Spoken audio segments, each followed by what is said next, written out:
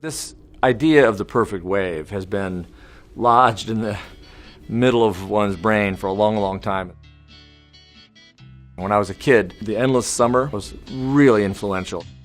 It was about two surfers from California who travel around the globe looking for waves, and they find the perfect wave in South Africa. They show this beautiful, beautiful little wave just reeling down along the rocks. He knew he'd finally found that perfect wave. The narrator saying, these waves look like they've been made by some kind of machine.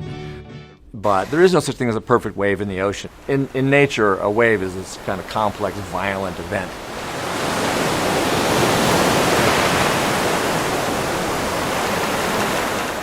I ask people sometimes, have you ever heard of a guy called Kelly Slater? And just around New York, people who might read The New Yorker, and they routinely say no. They've never heard his name, they don't know who he is. Which is funny to me because within surfing, he's such a big deal. He was the youngest ever world champion. He was the oldest ever world champion at 39, 11 world titles. He's just absolutely dominant. Consensus best surfer in history. But just as important as what he does is how he thinks, which includes how he thinks about waves. He's just got a very, very advanced understanding. But he has given away that advantage with his pool.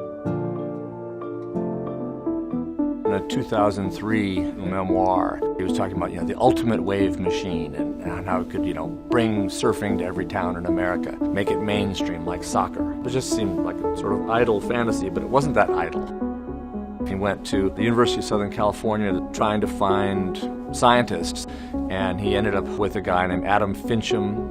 And Fincham, who's specializing in fluid dynamics, loves a challenge, and he just took it on to get the wave that Slater had in mind.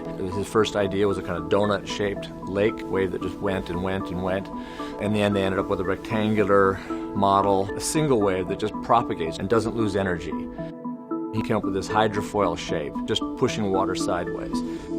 Apparently very, very complex. Horrendous mathematics is how one guy described it. But they cracked it.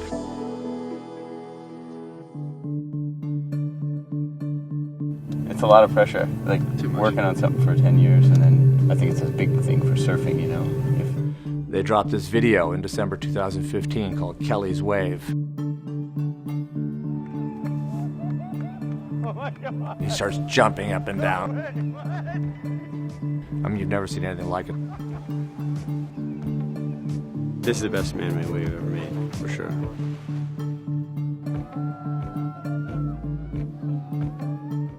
Beautiful, beautiful wave. It's so, it's like entry-level surrealism, right? This wave in the middle of farm country. You come in, and at a certain point, suddenly you can see the wave. You can't be prepared for seeing this thing in the middle of fields. And it's in a pool that's 700 yards long, 100 yards plus wide. There's this patch of ocean, ersatz ocean. And the wave's created by this huge thing they call the vehicle. It's this big sort of Mad Maxy machine. It's up on rails. It's like 3 train cars. And it kind of whips down these rails on 150 truck tires. And it has on the side of it, the key part, is this huge, I think it's 100 tons, this iron blade, kind of the size and shape of an airplane wing, what they call a hydrofoil. And it pushes this wave out. They call it a soliton. It's just a solitary wave. The bottom of the pond is contoured in such a way that it makes the wave break, like an ocean wave, in a certain pattern. There are a lot of wave pools around. They've been around for 50 years or more. There have been lots of commercial efforts to make surfing waves. But this thing that Slater and his team came up with is of a completely different order.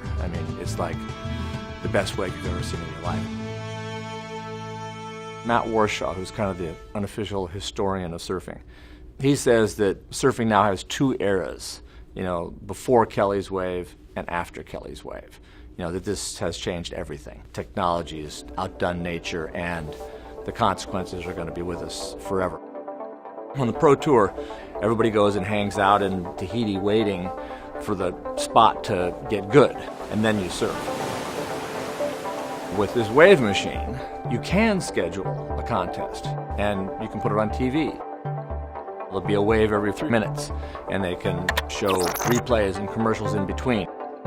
I was there in September for the first pro contest. Slater said that he thought it was, a pure test of people's skills. You could really see what he called the depth of people's surfing. And he said the cream rises to the top in this situation. All the stuff in the wave, how you could turn, how you could get in the barrel. Another opportunity in the tube. There was a kind of sameness to it.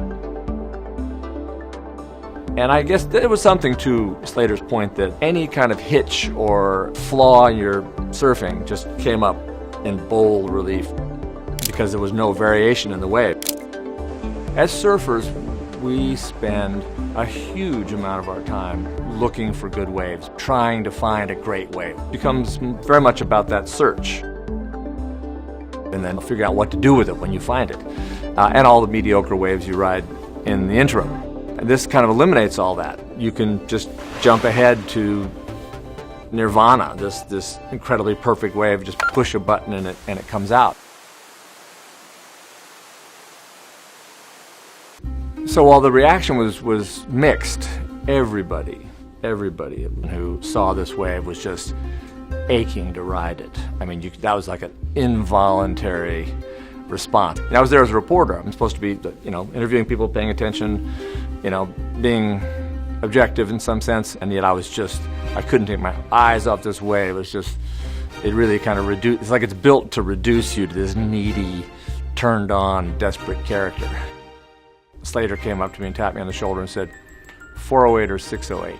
I knew as a reporter I shouldn't be taking this freebie. I should decline. Instead I just said, 608. So I ended up surfing it. Just a couple of waves. And how was it? It was not the sort of religious experience one hopes for. Really, it's quite hectic. Get ready, and there's a buzzer saying 1 minute. You don't paddle out, you don't catch a few inside waves, figure out where you want to sit, any of that stuff. It's just bang, you're like in the apex of one of the best waves you'll probably ever surf in your life. I was talking to Stephanie Gilmore, the number one in the world at the moment, and I said, can you picture, some kid who just learns in a wave pool, but has this perfect wave at his disposal and just becomes unimaginably skilled, becomes world champion because they've trained on this incredible wave. And she said, yeah, and then they paddle out a pipeline and drown. And we both laughed, like, why are we laughing at the idea of somebody drowning? There's this side of surfing, which is, you got to earn your stripes. You got to be able to deal with danger and fear and punishment of various kinds. That you haven't paid your dues. Don't paddle out here. Slater is a little conflicted about what he's done. I've heard him say, have I created a monster here?